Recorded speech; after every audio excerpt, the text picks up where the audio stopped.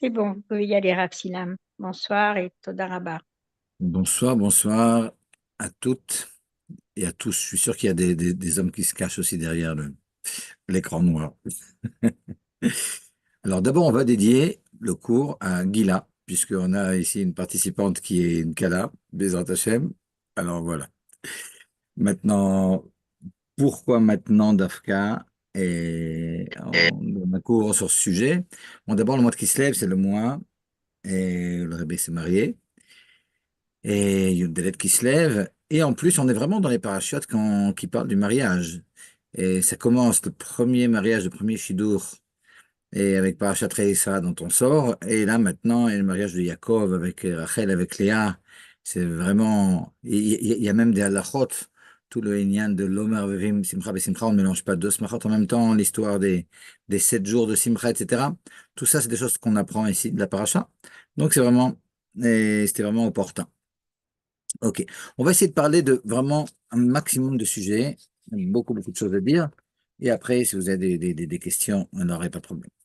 D'abord, il faut savoir que la raison pour laquelle, profonde pour laquelle il y a tellement une grande joie lorsqu'il y a un mariage, c'est parce que la Kabbalah, la Chassidut explique qu'en réalité, le mari et la femme, c'est vraiment deux parties d'une même neshama et en gros, elles étaient une neshama.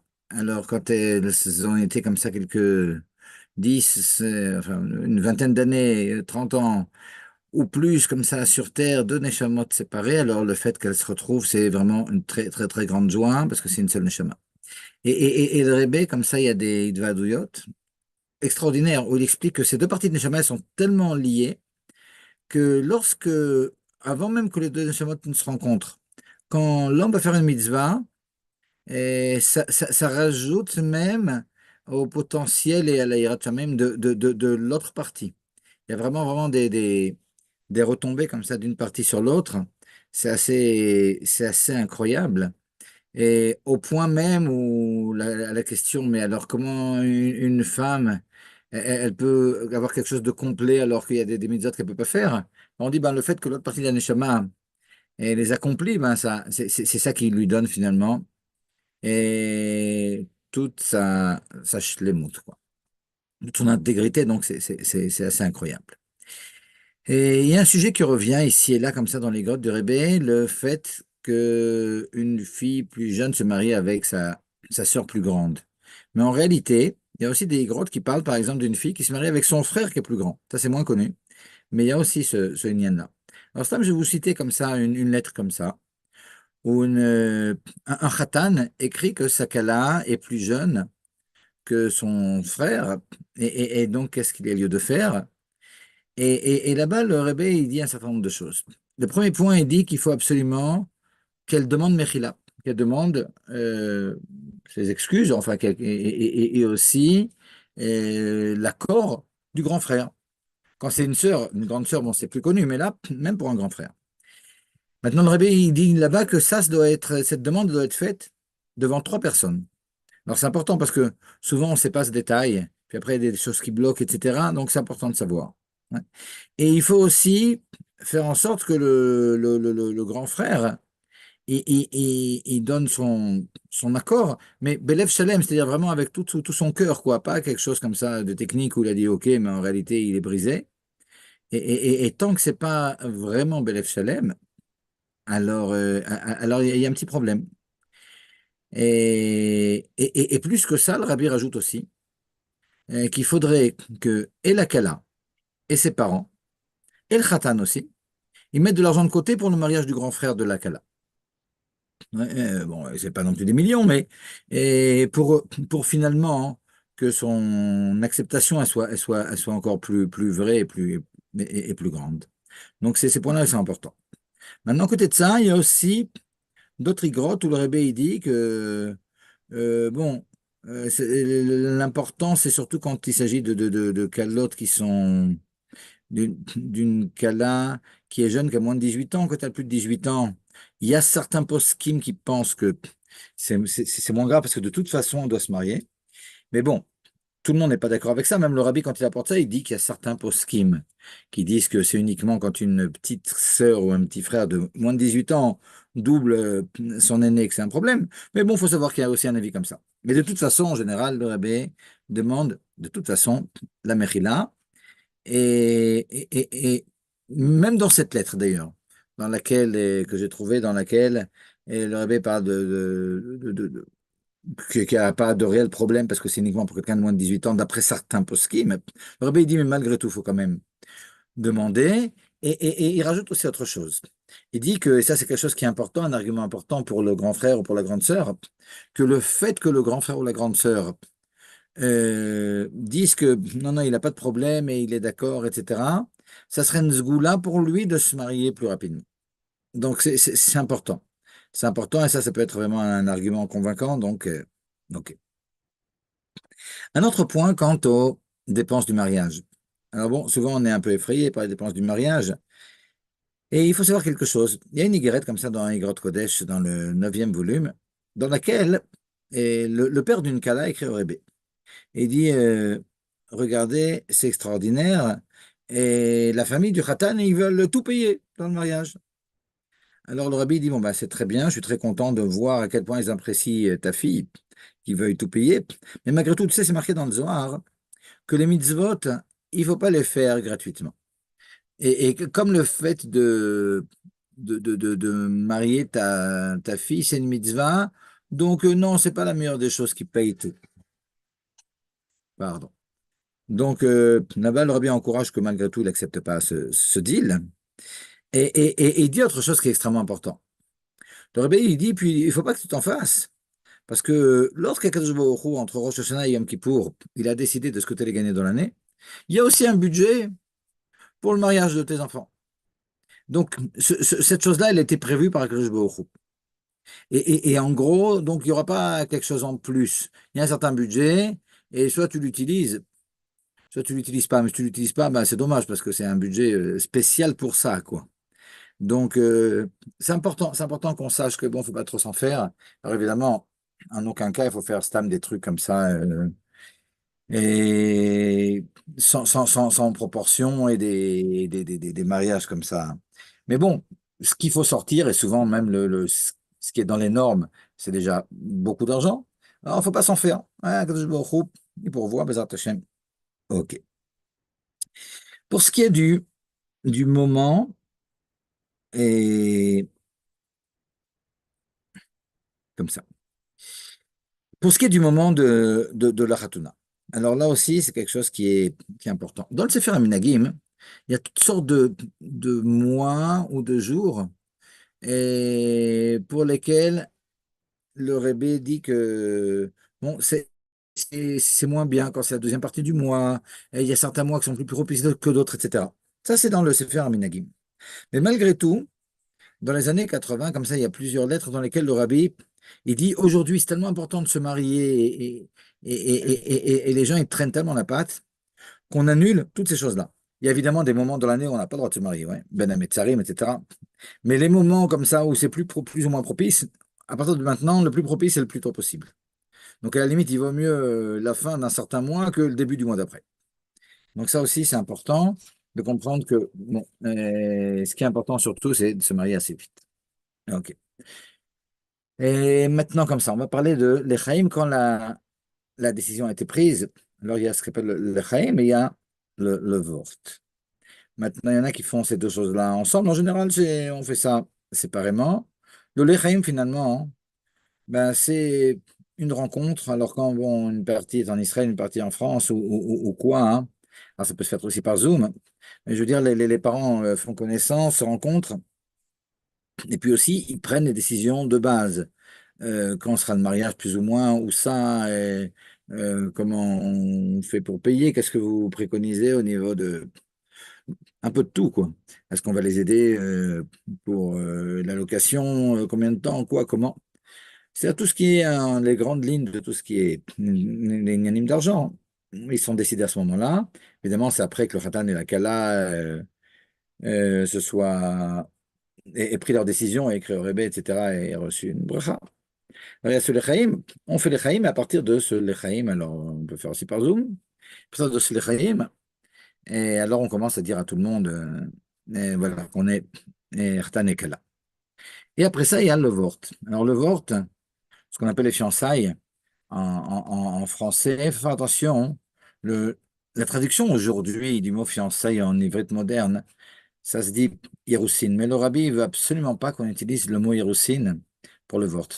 Parce que chez Chazal, chez les Chachamim, ce qu'on appelle Hiroussine, c'est la première phase du mariage. C'est les Hiroussines, ce qui s'appelle aussi les Kiddushin, le fait de donner la bague. Par conséquent, le rabbi ne veut absolument pas qu'on se trompe. Et donc le vort, c'est des fiançailles, mais c'est pas plus que ça. Ne pas appeler ça Hiroussine en aucun cas. Et en aucun cas aussi, mais pour la même raison, ne pas donner de bague pour qu'on pas pense pas que c'est un mariage.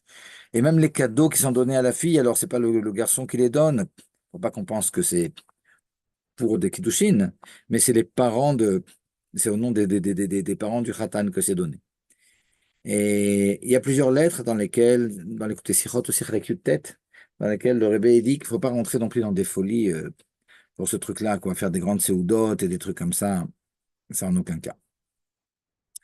Et il y a certains Mahamarim au moment du Vort, plus ou moins le Tekes, la cérémonie, elle est que et le point principal. Bon, alors, donc on invite des amis, etc., et la famille, et le point principal, c'est ce qu'on appelle le kinyan.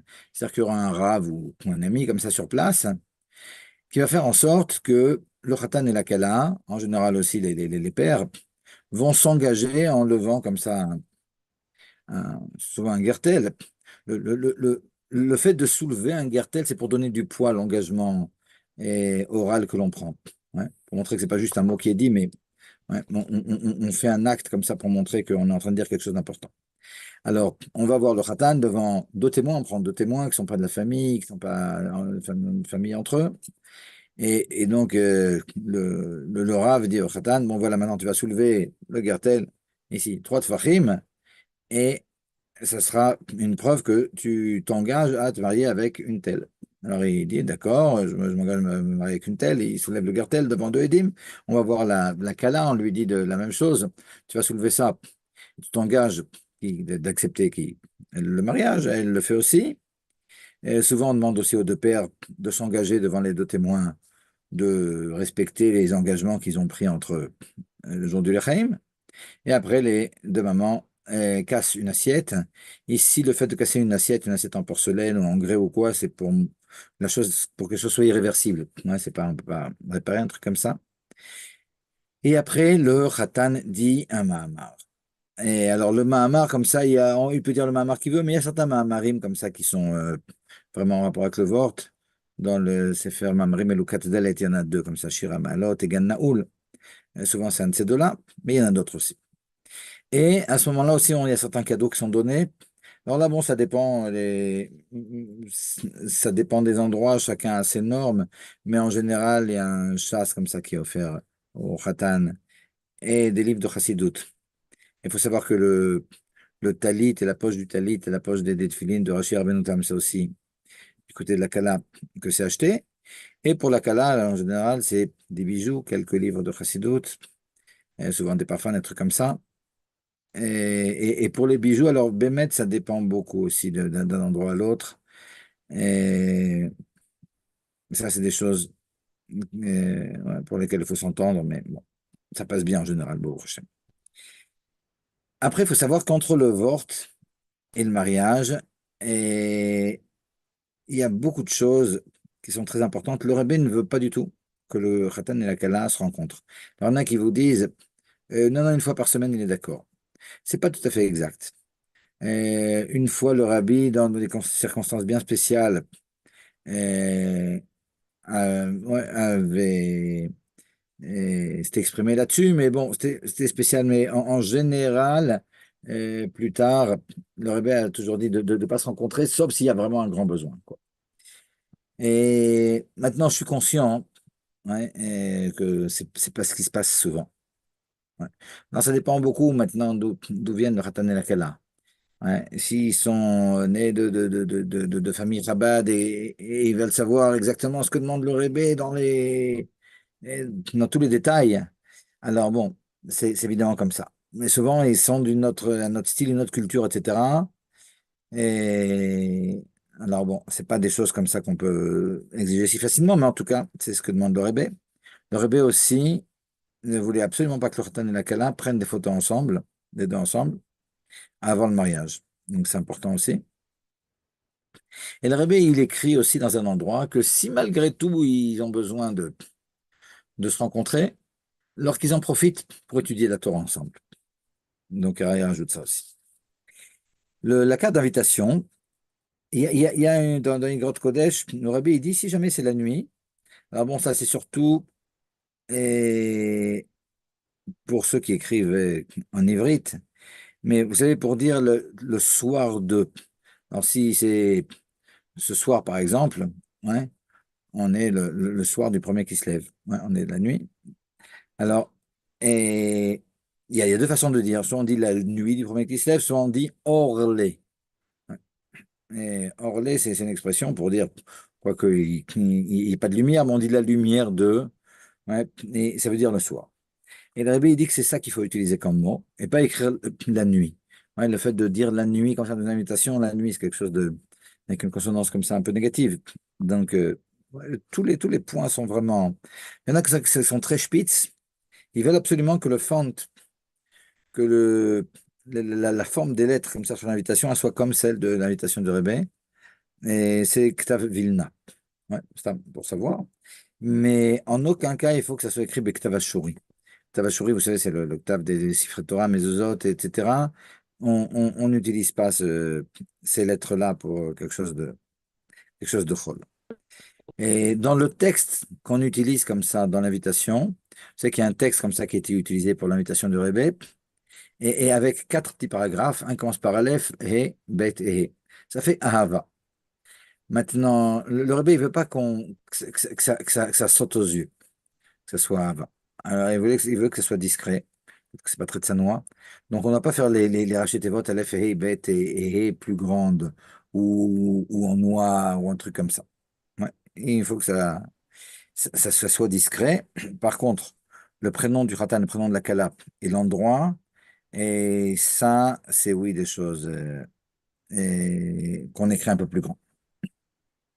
Pour ce qui est de la bague maintenant, et la bague, le minhag chez Chabad, c'est qu'elle soit en or et en or jaune, d'Afka. Ouais, dans le livre du Rav, comment il s'appelle?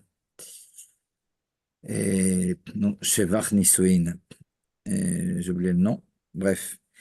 Et ouais, il écrit là-bas, je crois que c'est le nom du Rav Gruner qui dit le nom du Rabbi, que pas en or blanc ou quoi, vous savez que l'or pur, hein, il est pas assez fort pour qu'on puisse forger avec ça des bijoux ni quoi que ce soit. Donc il y a toujours des alliages. Maintenant, selon ce qu'on va mettre comme autre métal, alors l'or, il pourrait être un peu plus rouge, un peu plus jaune, un peu plus blanc. Et ce qu'on utilise, c'est de l'or jaune d'Afrique. Deuxième point, il faut que ça soit rond et à l'intérieur et à l'extérieur. Pas comme certains Mekoubalim qui disent c'est rond à l'intérieur, carré à l'extérieur, comme le Banishraï. Non. Il faut aussi qu'il n'y ait pas de chontemet. C'est-à-dire le poinçon, on fait en sorte de demander qu'il soit effacé. Et c'est important aussi que le khatan ait acheté ça avec son argent et qu'il ait payé comptant, quoi. Et pas avec une carte de crédit ou avec des chèques qui sont repoussés. C'est quelque chose qui lui appartienne totalement le jour de la khatouna. Si ce n'est pas le cas, si c'est les parents qui ont acheté, comme c'est souvent le cas, alors en tout cas, on demande au khatan devant la Edim de faire un kinyan, de soulever ça pour que ça devienne vraiment, vraiment lui avant qu'il le donne. Parce que sinon, il y a un problème. Et encore un point qui est intéressant. Dans le Midrash Rabbah et dans Berish Rabbah et dans Shemot Rabbah, les Khamim ils disent que l'or n'a été créé uniquement que pour le Mishkan. Ouais. Pour d'abord le tabernacle et puis après pour le Beth Amikdash. Et donc, ça peut paraître bizarre qu'on utilise une bague en or alors que l'or vraiment, ça a été fait pour le Mishkan. Mais bon, la réponse, je pense que tout le monde a compris, c'est quand on se marie, on est en train de créer un Mishkan réellement. Donc, même si Chazal on dit ça, hein, ben c'est très bien. Ouais. c'est vraiment pour un Mishkan, pour faire de sa maison un Mishkan, un tabernacle à Kadosh Baruch Hu. Donc, donc c'est très bien. Ok. Et maintenant, comme ça, le Shabbat qui précède la Khatuna, le Khatan, il monte à la Torah. Ouais. Les raisons, elles sont multiples. La première chose, c'est que toutes les choses importantes, il faut qu'elles aient un rapport avec la Torah. Donc, comme ça, il va se marier. C'est important de commencer comme ça avec ce point-là. Le deuxième point, c'est qu'en se mariant, on fait être le monde, parce que le Khatan et la Kala vont se marier, vont avoir des enfants. C'est Mekaimim et Olam qui font que le monde continue à tourner comme il faut. Or, c'est aussi ce que fait la Torah. Le fait que la Torah, que le Baruch Hu yistakal b'oraita v'ba'alma, que le Baruch Hu a regardé la Torah, a fait le monde. Donc les deux ont un rapport, le mariage et la Torah.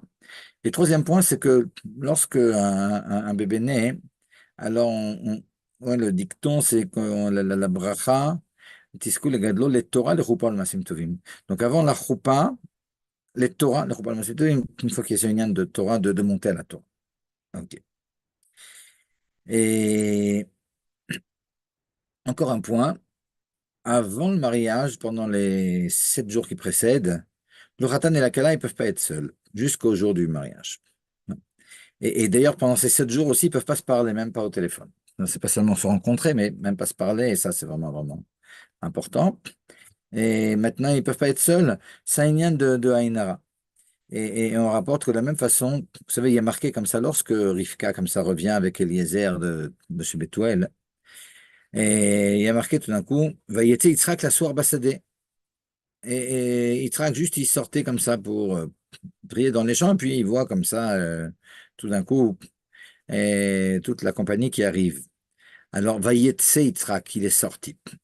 Et le Chazal, comme ça, il demande d'où il est sorti. Alors, ils disent, il est sorti du Gan Eden. Ils disent que pendant 3 ans, il était au Gan Eden et il se préparait au mariage là-bas au Gan Eden. Et il explique aussi le Zohar que la raison pour laquelle il était au Gan Eden, c'était pour pas qu'il y ait de Haïnara sur lui. Là-bas, il était protégé. Et ben, le Inyan de ne pas laisser seul le Khatan et la Kala et qu'ils soient accompagnés comme ça pendant les 7 jours qui précèdent, c'est aussi une histoire de Haïnara. Ouais. Ils ont un certain danger de Haïnara et lorsqu'ils sont accompagnés, alors ce danger s'en va. Maintenant, après, pendant les Sheva Brachot, le Khatan et la Kala aussi ne peuvent pas être seuls, même pas les deux ensemble. Il faut qu'il y ait une autre personne comme ça quand ils sortent de chez eux. Mais là, c'est pour une autre raison, c'est pour une question de kavod. Donc c'est un peu moins critique. Et d'ailleurs, souvent, c'est problématique parce que bon, le matin, le type à 6h30, il veut sortir pour aller au mikvé, à la Beth Knesset. C'est pas toujours facile de trouver quelqu'un qui va venir le chercher. Et pareil, quand ils vont aller au Sheva Brachot, et ici et là, ouais, c'est pas toujours évident. Et alors bon, ça, on essaie de faire attention, mais c'est moins important que la phase d'avant le mariage. OK.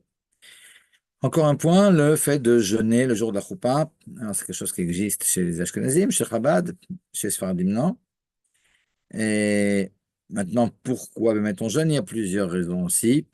La première raison, c'est qu'on apprend que ce jour-là, c'est un jour où tous les chataïm, toutes les fautes sont effacées. Donc, ça rappelle un peu Yom Kippour.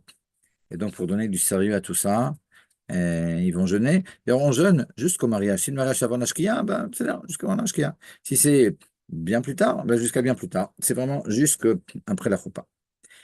Et la deuxième raison qui est rapportée, c'est de peur qu'ils en arrivent à s'enivrer. Et la troisième raison qui est apportée, c'est qu'avant de faire une mitzvah, de la même façon qu'avant de sonner du chauffard, de lire la Megillah, etc., on ne mange pas là aussi. Ils vont faire une mitzvah importante.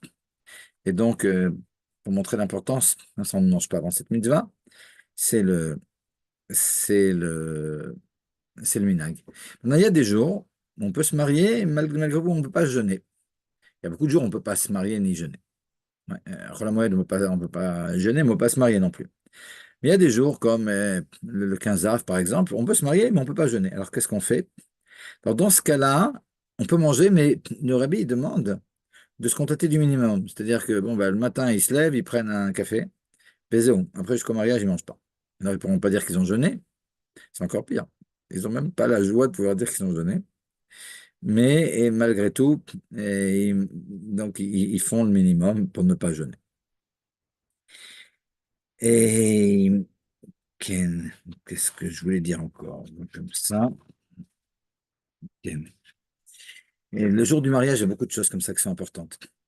Le rabbi, il a remis d'actualité un mina qu'il y avait d'antan, qui est de faire ce qu'on appelle une Seudat Tanim. C'est-à-dire, alors qu'on est en train de faire notre Seuda et tout, on a des invités, et comme il y a des gens qui sont pauvres et qui n'ont pas de quoi manger, c'est un petit peu indécent.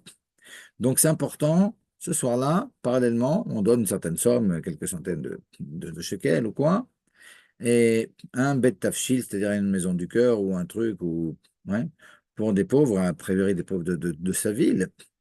Mais bon, c'est pas une obligation que c'est les pauvres de sa ville, mais s'il y en a, alors oui. Et pour que ce soir-là aussi puisse manger et qu'on soit pas tout seul comme ça à manger des manottes très chères, et alors qu'il y en a qui n'ont pas de quoi manger. Donc ça, c'est important. Et le Khatan Lakala, les parents et amis du Khatan Lakala, ils donnent aussi beaucoup plus de Daka ce jour-là. Et pour le srout du Khatan et de la Kala. Et la Kala, le jour du mariage, le Minak, c'est qu'elle dise tout le livre de Teilim. Et le Khatan, et qui disent aussi des Teilim. Pas tout le livre, mais qui disent aussi des Teilim. Et c'est bien s'il y a la possibilité de dire des Teilim d'un, à partir d'un livre qui a été donné par le Rebbe, alors c'est une bonne chose. Maman, je vous demande 10 secondes, je dois répondre à quelque chose d'assez pressant. Shnia, et je reviens. ברכה ושלום. תראי, לאחר שזה דבר שמאוד מאוד ייחודי, אם יש אפשרות ככה שזה יהיה דווקא ביום החתונה, עכשיו אנחנו ביום, או ליום שני, הרי זה ליום החתונה בעיקרון, אז אני מעדיף ככה שנביא את זה ביום שלישי בבוקר. תגידי לי אם זה נצרך לפני כן, אז נעשה את זה. אבל זה דבר ממש מטורף ככה עם חתימה של הרבה. אני רועד מהעניין הזה. אז תגידי לי אם זה אפשרי, ואם לא, אז ודאי ניתן את זה מעכשיו. וואלה, סליחה. Et Ken, ça c'est pour ce point-là. L'Aktuba. L'Aktuba, hein, c'est vraiment quelque chose d'important. C'est pas juste un minac, c'est vraiment une halakha. Et en quoi ça consiste? Qu'est-ce qu'il y a dans l'Aktuba? Dans l'Aktuba, il y a tous les engagements du Khatan. Alors, ils sont de deux types.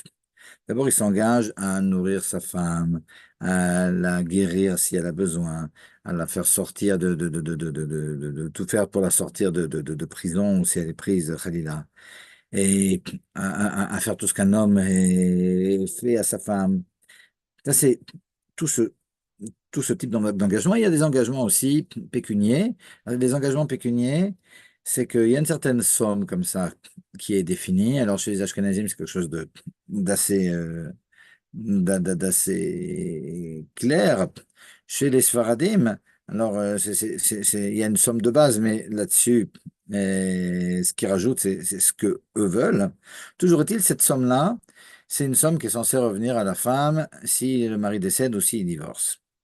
Maintenant, ce qui est important, c'est que même si le mari n'a pas cette somme, alors il doit savoir que dans le shtar de l'Aktuva, dans le contrat de l'Aktuva, il s'engage que non seulement les biens qu'il a maintenant, mais même les biens qu'il aura dans le futur, tout est complètement hypothéqué pour cette somme-là. C'est-à-dire que lorsque le type va divorcer ou va décéder, la première des choses qu'on fait, même s'il a toutes sortes de dettes, etc., hein, c'est de prendre cet argent-là de ses biens. Maintenant, l'Aktuba, elle doit être, elle doit montrer une acceptation du khatan de toutes ces conditions. Alors, on s'assied comme ça le jour de la choupa, avec deux témoins qui sont pas en famille l'un avec l'autre, ni avec le khatan, ni avec la kala. Et devant les deux témoins, alors on explique au khatan de quoi il s'agit, mais le khatan, là aussi, il va prendre un cartel, il va soulever en disant, je m'engage à remplir tout ce qu'il y a dans la kouba. et les deux témoins vont signer l'actuba. Aujourd'hui, souvent, on fait signer le khatan, mais c'est pas une obligation que le khatan signe, les deux témoins, oui. Et une fois qu'on a fait ça, alors bon, l'actuba, elle reste dans la famille ou soit chez le couple, soit dans la famille de la Kala. Et il y a comme ça un double qui est rapporté au bureau de la Rabbanout. Et la Rabbanout, de là, hein, elle fait ce qu'elle a fait en Israël. Et à partir de ce papier-là, et d'un autre papier où le Rav affirme qu'effectivement il a fait le mariage, alors ils vont faire tout ce qu'il faut pour que le ministère de l'Intérieur enregistre le mariage. Et Ken, En incitant à trouver la comme ça. longue idée dans le Moi, patient j'entends tomba vraiment pas. Il y a une de la question? fille du fille. Elle raconte complètement. Et j'ai pas Donc, compris. C'est une Silam, question ou quelqu'un qui parle non, non, c'était derrière? un micro ouvert, excusez-nous. Ah, ok, Je ok, voulais il n'y a pas de problème. Regardez, un autre point, si on parle de l'actuba, je voudrais parler des témoins. Les témoins dans le mariage, c'est extrêmement important. Alors bon, d'abord, il y a les témoins qui sont sur l'actuba, ça c'est une chose. Ça peut être d'autres témoins que ceux qui vont être sur la choupa pour voir les kiddushin. Ouais. D'ailleurs, peut-être avant ça, le minhag Chabad, il est spécial parce qu'il y en a qui font toute la signature de la Ktuba, les Sfaradim, ils font souvent sous la choupa. Les Chabad, ils ont une chita un peu spéciale. Ils écrivent la Ktuba en général dans la journée, pas nécessairement à l'endroit où a lieu le mariage. Et le but, c'est un but comme ça qui est spécial au niveau des lois, des finances, disons comme ça, de Rosh Mishpat. Lorsqu'on écrit un contrat, et dans le contrat, il y a une date, et dans le contrat, il y a des hypothèques. Là, par exemple, aujourd'hui, et on est maintenant la nuit du premier qui se lève. Si maintenant, je remplis un contrat avec quelqu'un et qu'il y a des hypothèques dans le contrat, vu qu'on est le premier qui se lève et qu'il n'y a pas marqué dans le contrat à quelle heure c'était, alors mes biens, ils sont hypothéqués uniquement à partir de la fin du premier qui se lève. Ouais. C'est important de savoir à partir de quand ils sont hypothéqués, au cas où il y a d'autres engagements comme ça parallèles qui ont été faits après ou avant. OK. Donc, le problème est que si jamais, disons que ce soir maintenant, on est en train de faire une roupa. Et ce soir maintenant, sous la roupa, on remplit l'actuba. Alors comme je vous dis, les hypothèques elles rentreront en jeu uniquement le 2. Ouais, si le 1 c'est signé, c'est à la fin du 1 uniquement. Et donc pendant la première journée, l'actuba n'est pas vraiment intègre. Parce qu'elle dit toutes sortes de choses, mais normalement les biens du khatan doivent être hypothéqués, mais là ils sont hypothéqués qu'un jour après. Et donc pour contourner ce problème, alors le Minak Rabbad, il est qu'on fait la Ktuba la veille. Si on a fait maintenant la Med Rejvan, c'est-à-dire dans la journée aujourd'hui, avant la nuit, la Ktuba, à la fin de la Med Rejvan, la Ktuba, elle aurait été complètement pleine avec tous les engagements, toutes les hypothèques. Et donc, lorsque la nuit du premier qui se lève maintenant, le Khatan se marie avec la Kala, ils ont vraiment une Ktuba qui fonctionne totalement. Donc, c'est la raison pour laquelle, chez les Chabad, a priori, on fait en sorte que l'actuba soit écrite et signée de la journée et que le mariage y soit après la sortie des étoiles. Bon. On peut ne pas faire comme ça, mais a priori, c'est ce qui est bien. Un autre point qui est extrêmement important, mais pas par rapport tellement aux témoins de l'actuba, mais surtout par rapport aux témoins qu'il y a sous la choupa.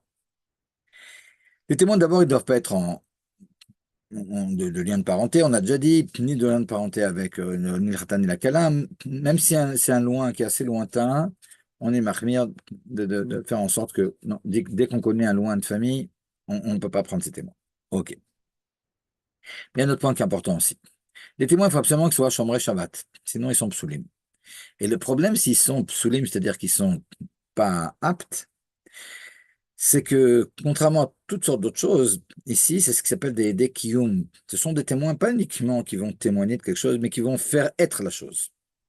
C'est-à-dire que un mariage, le fait de donner la bague à la kala et qu'elle devienne sa kala, ce n'est possible uniquement que s'il y a deux témoins. S'il n'y a pas de témoins, un type comme ça, il donne à sa copine une bague et il n'y a personne. Il ne s'est rien passé, elle n'est pas mariée avec lui pour autant. Et même si c'est devant des personnes, mais ils ne font pas Shabbat, il ne s'est rien passé non plus. Il m'est arrivé une fois en classe, que, dans un des lycées dans lequel j'enseignais, en riant comme ça devant d'autres personnes, un type il donne une bague à une fille en disant voilà, t'es ma femme. Et il y avait des types Shomer Shabbat. Et quand on m'a raconté ça, et bon, bah, j'en ai parlé au Khatan, à la Kala, et ils ont dû aller à la rabbanoute pour faire un acte de divorce, imaginez. Donc, il faut faire gaffe. Toujours est-il, donc, il faut que les témoins ils soient Shomer Shabbat, mais il y a autre chose aussi qui est très important que rapporte le Rambam, c'est qu'il faut absolument que les témoins ne soient pas psoulé mamon. Psoulé mamon, c'est-à-dire des témoins qui sont inaptes pour ne pas être droits dans tout ce qui a un rapport avec les finances. Alors, quelqu'un, par exemple, qui prête avec intérêt, quelqu'un qui a des employés, mais il ne les paye pas à temps, quelqu'un qui vend du CO2 et des trucs et de l'arnaque et du forex bizarre et toutes sortes de trucs comme ça, et un type comme ça ne peut pas être témoin. Ouais. Et je ne sais pas si j'ai déjà raconté, c'est possible, mais je ne crois pas dans ce forum. Mais le grand rabbin de Jérusalem, le Rav Messas, une fois, il faisait un mariage de grands riches. Et puis l'un des témoins, c'était, alors il a demandé au type ouais, qu'est-ce qu'il faisait dans la vie. Il lui dit, je suis juge, j'étais un juge important en Israël, avec une kippa noire et tout, je marche Shabbat, mais ouais, juge. Alors, il dit, ben descends, descends, tu es pas saoul, tu es inapte. Le type est devenu blanc. Il dit, ouais, ouais, tu es un juge, quoi. Tu juges pas d'après la Torah, donc tu, tu vas faire en sorte que des gens ils vont sortir de l'argent alors qu'ils, normalement, d'après la Torah, ils n'auraient pas dû le faire. Donc tu es pas saoul, mais dit de mammon, c'est-à-dire au niveau de l'argent, tu n'es pas clean, quoi. Donc, ouais, et il l'a renvoyé. Et ça, c'est extrêmement important parce que souvent, on prend des témoins, ok, on va prendre le type. Alors, si on connaît quelqu'un qui est patron d'un grand truc, ouais, c'est un grand cavode et tout. Mais si le type, il est pas saoul, c'est un grand problème. Donc, il faut bien, bien, bien choisir ses témoins. Ok. Avant de faire le mariage, alors, il y a ce qu'on appelle, vous savez, Kabbalat Panim. Maintenant, dans cette Kabbalat Panim, alors souvent, on fait ça comme ça dans le Oulam. Alors, la Kabbalat Panim, et on est autour d'une table, et puis on fait le Seder Nigonim. On va chanter des Nigonim de tous les Admorim, Baal Shem Tov, Rav Agid, Admor Zaken jusqu'au Rebbe. Et après, le Khatan, il dit un Mahamar. Non, j'aimerais un peu parler du Mahamar en question, c'est extraordinaire. Et c'est un Mahamar qui a été dit en 1954 par le Rebbe, le Mahamar qui est dit. Mais j'aimerais qu'on voit un peu comment les choses se sont faites. C'est intéressant. Le Rebbe, il s'est marié et le 14 qui se lève, 1929. 28 ou 29, t'avrèges peut-être, toujours est-il. Et 5689. Et est-ce que c'était avant le 1er janvier ou pas? Je ne sais pas. C'était le 14 qui se lève. OK. Maintenant, au mariage du Rebbe, le Rabbi Rayatz avait écrit un Mahamar comme ça, des Boramatri de l'Echadodi. C'était à Varsovie. Et dans ce Mahamar, et le Rabbi Rayatz, il rapporte des Chidushim, du Admor Zaken, du Admor Emtsaï, du Tzemar Tzedek, du Rabbi Morash, du Rabbi Rachab, son père. Et avant de dire le Mahamar, le Rabbi Rayatz, il dit, vous savez, tout le monde sait que lorsqu'il y a un mariage, genre, 3 générations avant, les Neshamot elles viennent du Gan Eden pour participer au mariage de leurs descendants. Et dans certains cas, ça va même jusqu'à 10 générations. Alors, bon, le Rabbi il explique dans certains cas, quand il s'agit de tzadikim et tout. Ok, jusqu'à 10 générations avant. Et, et lorsque maintenant, on va dire ce Mahamar, dans lequel j'ai rappelé le Admour Azaken, et le Admour MC, etc., ça va servir d'invitation à ce qui vienne au mariage. C'est-à-dire le fait de parler d'eux dans le Mahamar. Alors le Rabbi, comme ça, dans une Idvadut, comme ça, il parle donc de ce discours comme ça du Rabbi Rayatz à son mariage. Et le Rabbi, il dit, bon, que le Rabbi Rayatz, évidemment, il a donc invité de la sorte le Admor Zaken et tous les Admorim jusqu'à son papa. Le Rabbi dit lui-même, il ne s'est pas invité. Il n'a pas besoin, puisqu'il était là. Mais malgré tout, dans son Mahamar, il a aussi dit des choses qui sont des chidushim à lui. Et c'est important parce que tout doit passer par la Torah. Donc même le fait que le Rabbi Rayatz était au mariage, ça ne suffisait pas. Il fallait que sa Torah aussi soit là pour donner comme ça une dimension de plus à cette présence. Ok. Maintenant, le Rabbi il dit, mais dans la mesure où on a compris qu'en réalité, et c'est vrai maintenant à tous les mariages, nous dit le Rabbi, lorsque l'on va, lorsque le Khatan, comme ça, il va prononcer ce Mahamar, en réalité, c'est pas Stam, quand on va, le Mahamar, le Chadodi, allez, on apprend par cœur, etc. Le fait de prononcer ce Mahamar, c'est une invitation au Admoré Chabad. On prononce ce Mahamar dans lequel il y a une Torah du Admor Zakane, comme ça, pendant tous les Admorim, alors c'est une invitation. Et à partir de là, alors, on comprend pourquoi nous, on ne dit pas ce Mahamar-là. Parce que 25 ans après son mariage, donc en 1954, le Rebbe, et quelques mois après, c'était pour le jour de la Ratona de son beau-père, Yud Gimel Elul. Et donc, évidemment, c'était après la disparition du Rabbi Rayatz. Mais donc, c'était pour les 25 ans du mariage du Rebbe, mais quelques mois après ces 25 ans, pas le Yud de la Kislev, mais le Yud Gimel Elul, le Rabbi a écrit un nouveau Mahamar qui commence aussi par Al-Khadodi, dans lequel il explique finalement le Mahamar du Rabbi Rayatz. Et c'est évidemment ce Mahamar-là que les Khatanim aussi aujourd'hui vont dire, parce que il y a aussi le Rabbi dans ce Mahamar. Hein. Alors il y a le Rabbi Rayatz qui est cité, et puis il y a aussi le Rabbi évidemment. 25 ans après, le Rabbi il a écrit ce Mahamar avec toutes sortes de corrections, etc.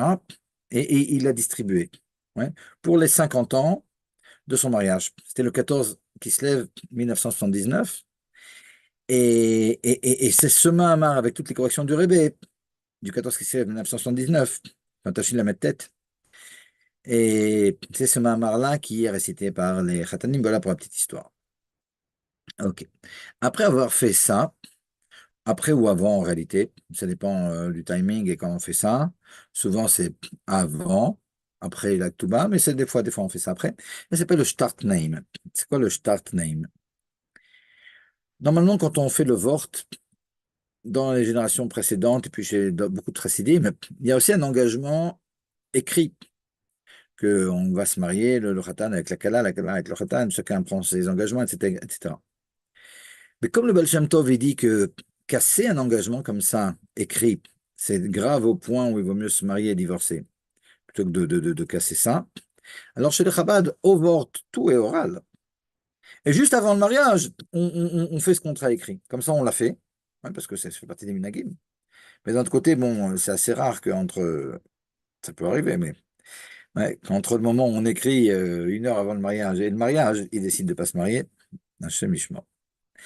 Et là, on casse à nouveau une assiette. On pourrait dire, mais 2 minutes, on a déjà cassé l'assiette au vort. C'est vrai, mais c'est pour une autre signification. Au vort, quand on a cassé, c'est pour que ça soit irréversible. Ici, quand on casse, c'est pour donner du sérieux. Ok, il y a maintenant ici qu'on ne commence pas comme ça. Hein. Il y a ici quelque chose de sérieux qui commence. Ok, on casse l'assiette et ça donne sa dimension de sérieux. Et ok. Il y a dans le mariage, le jour du mariage, beaucoup de choses qui font partie de ce qui s'appelle le Oram Ekif. Et là, j'explique. Vous savez que dans la Chassidoute, on parle souvent de Oram Emaleh, Oram Ekif. Voilà ce que les philosophes appellent l'immanent et le transcendant. Tout ce qui est le Or Emaleh, finalement, ce sont des lumières que l'on peut intégrer. Le Oram Ekif, c'est des lumières qui sont bien au-dessus de nous, de notre compréhension, etc. Si je veux donner un exemple comme ça concret, et quand on étudie, il y a tout ce qu'on comprend, mais en fait aussi qu'on comprenne qu'il y a plein de choses qu'on n'a pas comprises. Et ces choses-là, elles sont présentes. J'ai compris qu'il y a des trucs qui se cachent derrière. Hein. Et ces choses-là, elles ont aussi un impact sur moi, même ce que je n'ai pas compris. Parce que ça me donne envie de comprendre plus. Il y a beaucoup d'impact.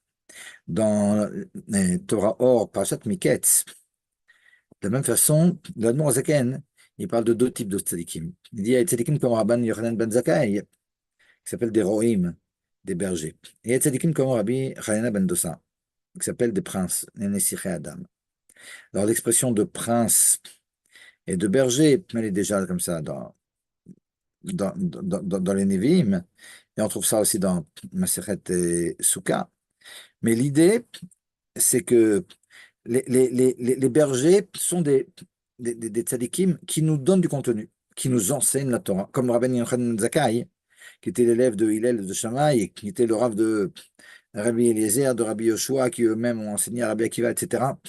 Donc, toute la Torah chez Béalpé, elle passe par lui, évidemment. C'est un roé, c'est un berger, il donne à manger, comme le berger donne à manger aux moutons. Mais il y a un Rabbi Hanan ben Chaim ben Dossa, sur lequel dans Masret Tanit, on a plein de Haggadot, c'est Baba Salé. On ne reçoit pas beaucoup de Torah de Baba Salé, il n'a pas vraiment écrit beaucoup de livres. Mais c'est un tzaddik, et le fait de le voir, ça nous change la vie. Les tzaddikim, on les voit, on les entend, on les voit prier. Ouais, ça a un impact sur nous incroyable. Et ça s'appelle le Or Mekif. Ouais, ça donne un high. Au point où, là-bas, le Admor Zaken, il dit, bah, sache que l'impact des tzadikim qui sont en rapport avec les Nesiché Adam, et le Or Mekif, comme Rabbi Hanan ben Dossa, il est plus grand sur notre Meshama que tout ce qu'on peut intégrer profondément. Ça change une personne. Un type peut décider sur la vision d'un tzaddik comme ça de faire tchouva sur le champ, alors qu'il n'a rien compris. Maintenant, pourquoi je vous parle de tout ça? Parce que ce Inyan du Or Mekif, bon, peut-être encore une petite introduction, à Sukkot. Alors on dit que la Souka, ça représente ce Or Mekif. Ces lumières très très grandes, les mêmes qu'il y aura à la Géoula, les mêmes qu'il y avait dans l'Arche de Noé, etc. Ok.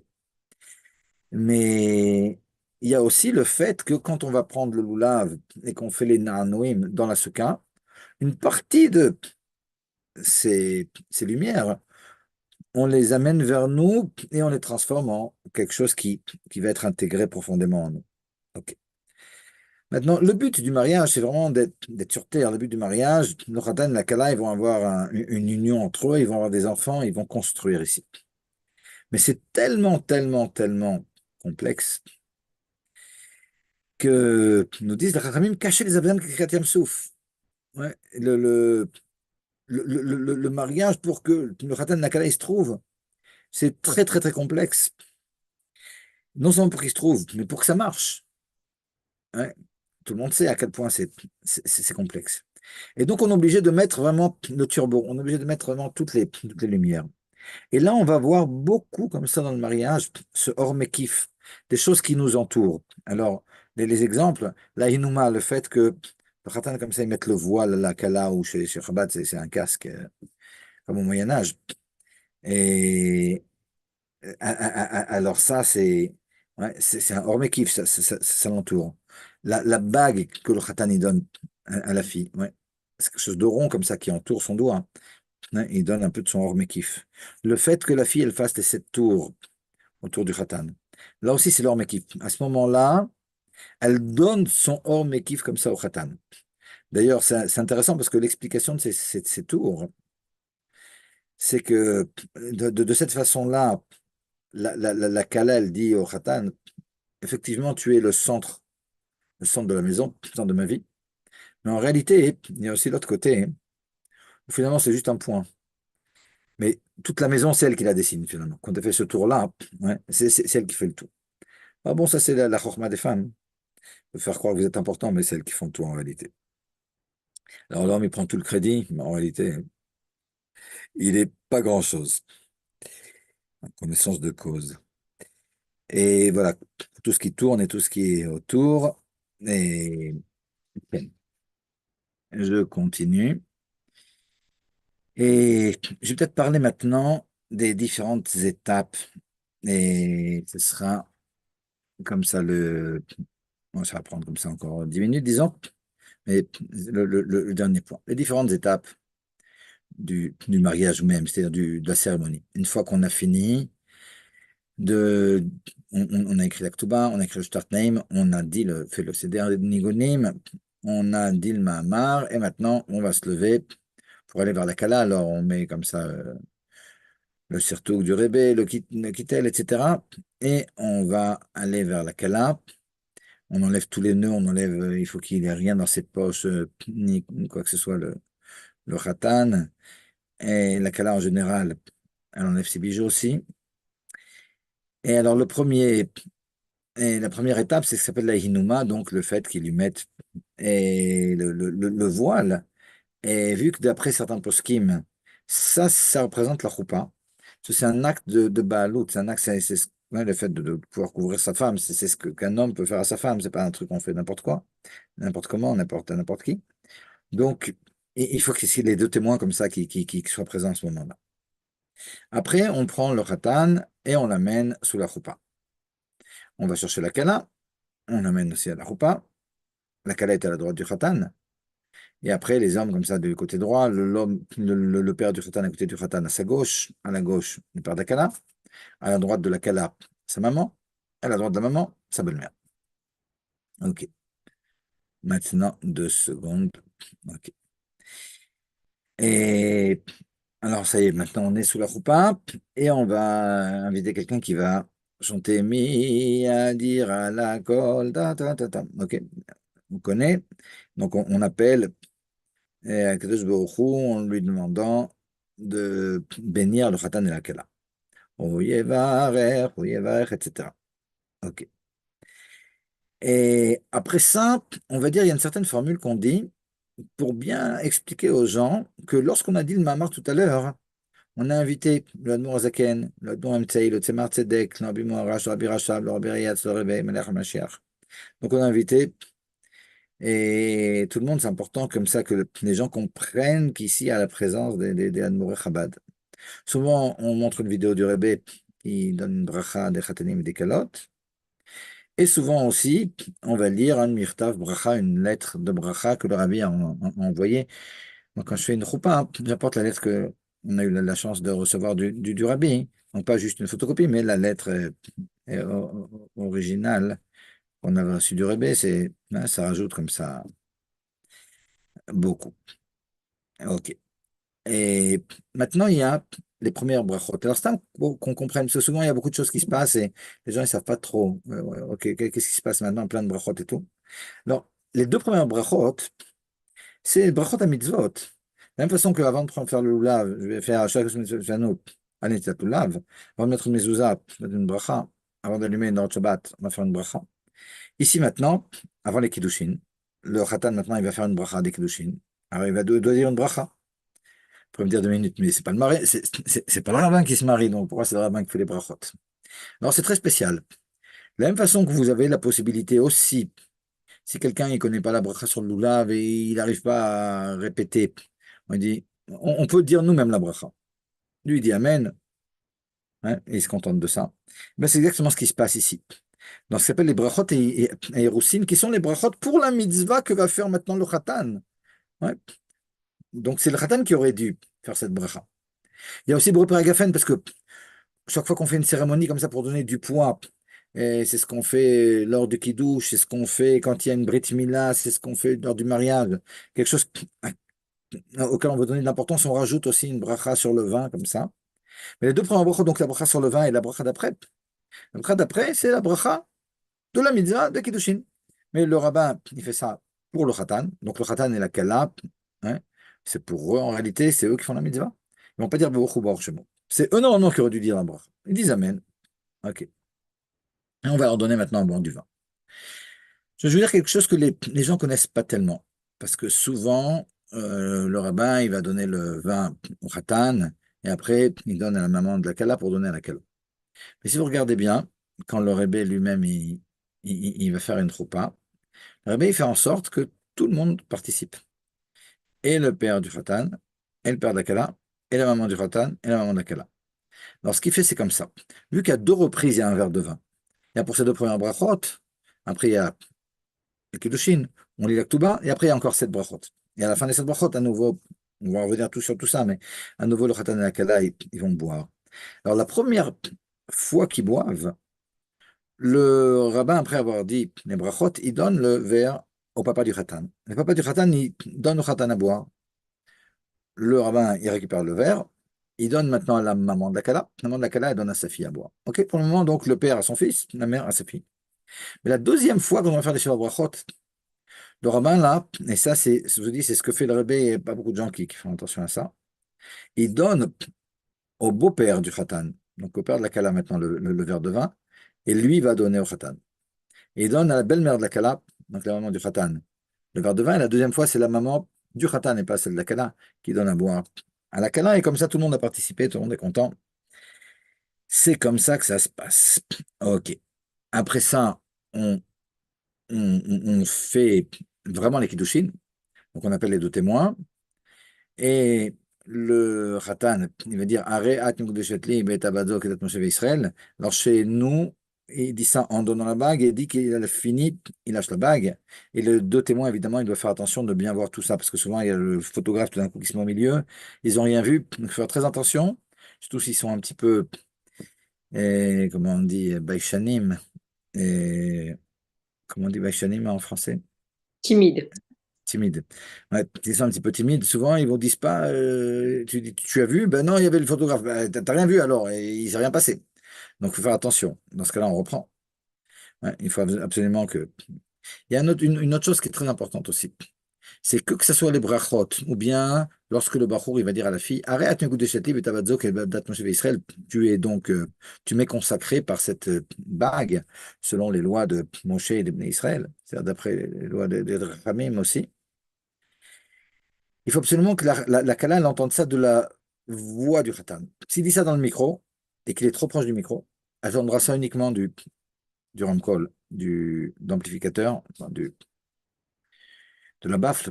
Et ça, c'est pas bien. Donc, il faut à tout moment que le micro ne soit pas trop proche, qu'on puisse entendre aussi directement de la voix, c'est important.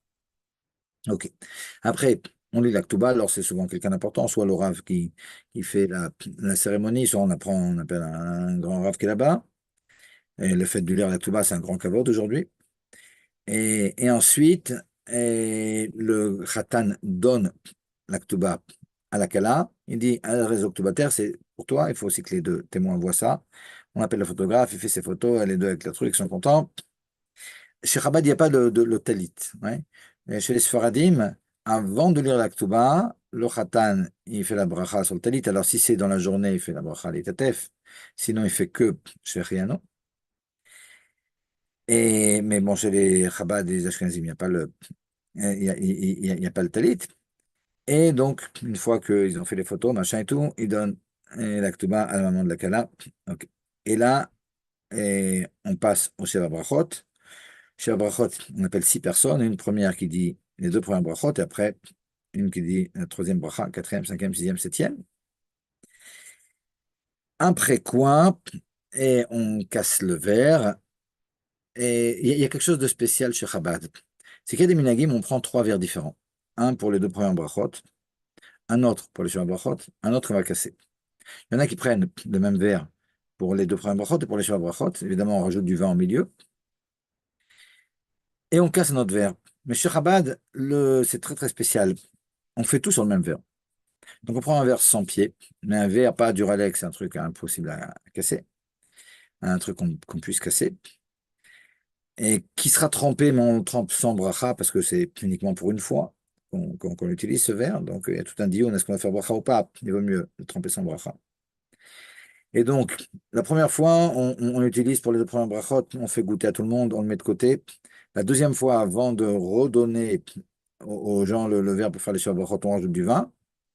Mais à la fin des brachot, on a donné un petit peu à boire, le beau-père du Khatan et la belle-mère de la Kala. Au Khatan et la Kala, évidemment, il reste encore beaucoup de vin. On demande à quelqu'un de boire. Il boit ce qui reste, évidemment, on vous donne le bracha avant et après. Et là, maintenant, on met ça dans des papiers d'aluminium, ce même verre. Et le Khatan, avec son pied droit, il va casser le verre. C'est important que ce soit avec le pied droit, c'est en rapport avec et, une question de chesed. D'ailleurs, pourquoi je dis que c'est important? Lorsque le Khatan ou la Kala, ils sont gauchers, qu'est-ce qui se passe? Parce que normalement, le Khatan, il donne la bague de sa main droite à l'index droit de la Kala. Mais si le Khatan, il est gaucher, il doit donner de sa main gauche. Et si la Kala, elle est gauchère, elle doit donner l'index de sa main gauche. Par contre, même si le Khatan est gaucher au niveau des pieds, il y a aussi un truc comme ça. Malgré tout, il casse le verre avec le pied droit. C'est pour l'histoire de gaucher, tout dépend. Si maintenant la question c'est de faire quelque chose avec la main la plus forte, on fait une mitzvah avec la main la plus forte. Alors, un droitier avec sa droite, un gaucher avec sa gauche. Et inversement, le plus faible, comme pour les tefilines, un droitier sur son bras gauche et un gaucher sur son bras droit. Il y a des choses pour lesquelles la droite, elle est utilisée pas par rapport à ce qui est fort chez le Khatan ou quoi, mais par rapport à ce que ça représente, le chesed au niveau de la Kabbalah, etc. Donc, pour donner la bague, c'est comme pour toutes les mitzvot qu'on donne de sa droite et le gauche et de sa gauche. Donc, c'est en fonction de la droite et de la gauche du khatan et de la kala. Pour casser le verre, de toute façon, c'est avec le pied droit. OK.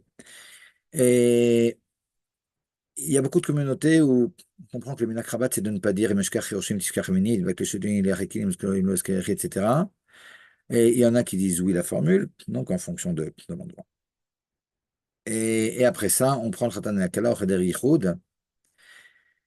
Maintenant, il y a quelque chose auquel souvent les gens ne font pas attention. Mais le Cheder Yichud, ouais, là, un endroit, ils vont être ensemble avant de rentrer dans le Oulam, dans le salon du mariage. Et il y a deux témoins comme ça qui sont dehors, à l'extérieur de la porte. Mais d'abord, ces deux témoins, il faut qu'ils rentrent avant qu'on ferme la porte, dans l'endroit où il y a le Khatan et la Kala, qu'ils voient bien qu'il n'y a personne, parce que sinon, ils ne peuvent pas témoigner qu'ils étaient seuls. Et donc, s'il y a des rideaux, des trucs, ils doivent tout ouvrir, regarder qu'effectivement, il n'y a personne. Et donc, on ferme la porte. Ils doivent rester au moins 8 minutes devant la porte. Et dans ce cas-là, ils peuvent s'en aller. Et ils ont fait leur fonction. Et voilà, voilà. Je crois vous avoir dit et tous les secrets que je voulais vous dire. S'il y a des, s'il y a des questions, alors je vois qu'il y a des questions ici qui sont écrites. 2 minutes. Shalom, tatata. Qu'est-ce que le Mahamar? Le Mahamar, c'est le Mahamar des Boramotril Lechadodi et Tafshin Nudalet. Ah, quelqu'un demande qu'est-ce que c'est qu'un Mahamar? Ou quel Mahamar? Top, madame. Ok, ça a été répondu. Une question, ça m'arrête stérile. Ça m'arrête stérile par rapport à quoi la question? Euh, Si il faut te marier avec lui ou pas. Comme ça, je vais vous dire. C'est sûr qu'a priori, on se marie pour avoir des enfants. Si c'est un remariage et que la femme a déjà des enfants, alors elle, elle peut accepter de ne pas se marier avec lui. Maintenant, il faut savoir que la mitzvah de pro, c'est une mitzvah qui est sur l'homme. Alors, c'est sûr que euh, consentir au fait que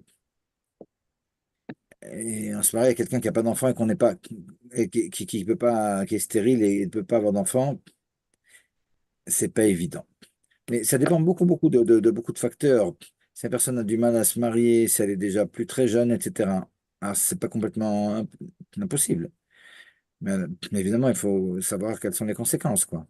Non seulement au niveau des enfants, mais même au niveau de la mitzvah, hein.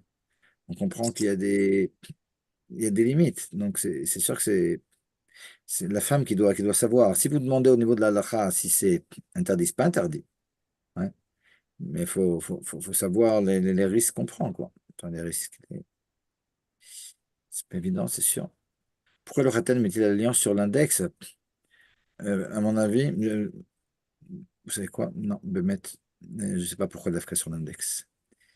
Parce que c'est vrai que souvent, c'est pas là-bas qu'elle va laisser la bague. La cuillère. Donc je ne sais pas, Bemet, répondre à la question, Madame Touati. Ouais, la cuillère, j'ai oublié ça, Bemet. Et devant le Cheder Yichud, il y a un minag qui est un minag comme ça, de bracha, comme ça pour un shefa, de mettre une cuillère en argent. Et le khatan, il rentre avant la kala, et il va passer au-dessus de la cuillère avec son pied droit, même s'il est gaucher. Et après, la kala, elle passe au-dessus de la cuillère avec son pied droit aussi. Évidemment, on récupère la cuillère après, parce qu'elle est en argent. Voilà. Est-ce qu'il y a d'autres questions? Oui, Dites-moi. oui, Rav Silam, je voudrais demander, tout à l'heure, vous avez parlé de la Ktuva, et qu'elle peut rester, elle doit rester elle peut garder, ça reste chez les parents du Khatan Kala. Mais moi, j'ai toujours cru que la Ktuva, elle doit être dans la maison du couple et que le couple, il peut pas rester dans la maison sans Ktuva. Non, zelo medouyak, Madame Ben Shimon. Ok. Non, c'est pas medouyak. Et le khatan et la kala, ils peuvent pas rester et vivre ensemble s'ils ne Hmm. savent pas où est la ktuba. Hein. S'ils ne savent pas où est la ktuba, il faut absolument qu'ils fassent une ktuba le jour même. C'est ça le problème. Mais s'ils savent où elle est et qu'elle est ailleurs, c'est pas un problème. Maintenant, Ok. Maintenant, c'est vrai aussi qu'au niveau du minhag, souvent chez les Sfaradim d'Afka, c'est chez les parents de la Kala, chez les Ashkenazim, et chez les Chabad, souvent c'est dans la maison, mais c'est pas une obligation. Ouais. Et surtout si on a peur que le Khatan, il prenne la Ktouba ou quoi. Ouais, c'est méchant. Mais disons que si ça tourne au vinaigre, il vaut mieux mettre la Ktouba en lieu sûr. Ah, Mais donc merci. voilà, ça c'est la réponse. Merci. Ken, et Euh, est-ce qu'il y a d'autres questions? oui, oui. Est-ce que si, par exemple, on a, comme vous avez dit, qu'il fallait demander l'autorisation devant 3 témoins, je crois, avant de se Absolument. marier, si c'est, on a des frères plus âgés, si on l'a pas fait, c'est rattrapable ou pas? Et oui, oui. Ben, dans ce cas-là, on leur demande devant 3 témoins, est-ce que tu es mochel, etc. Et, mais c'est important que ça soit véridique, quoi. Donc, s'il faut, pour ça, lui expliquer que, surtout s'il n'est pas marié entre-temps encore, que ça lui donnera de la bracha, etc., alors on le fait. Et Et s'il oui, y en oui, a qui sont mariés? il y a un inyan. Et s'il y en Pardon? a qui sont mariés, s'il y en a qui se sont mariés entre-temps, il faut quand même Entre-temps. demander, il faut demander aussi. J'ai pas vu ça écrit. Mais souvent, c'est des problèmes qui se lèvent quand le Khatan et la Kala qui sont mariés en faisant, euh, en dépassant quelqu'un et se retrouvent devant certains problèmes de shlom bayit ou d'enfants ou quoi. Hein. Ah, tout d'un coup, c'est le genre de choses qu'on va faire. Ouais.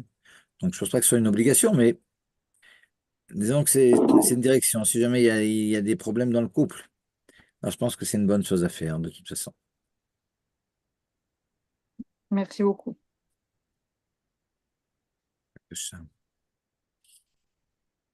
Tov. Ok, s'il n'y a pas de questions, on va s'arrêter là. Chazak, Chazak. Merci beaucoup, Rav Merci Silan. beaucoup. Merci On beaucoup, attend, Rav. on attend les mariages maintenant. Ça On est nous prêts. prépare Voilà. pour les mariages des enfants. Voilà. Hashem. Ben, Hashem. Que des bonnes Merci choses. beaucoup, Rav. Merci beaucoup. בשמחה להתראות. Très שלום שלום. intéressant. Merci beaucoup. שלום שלום. Toda.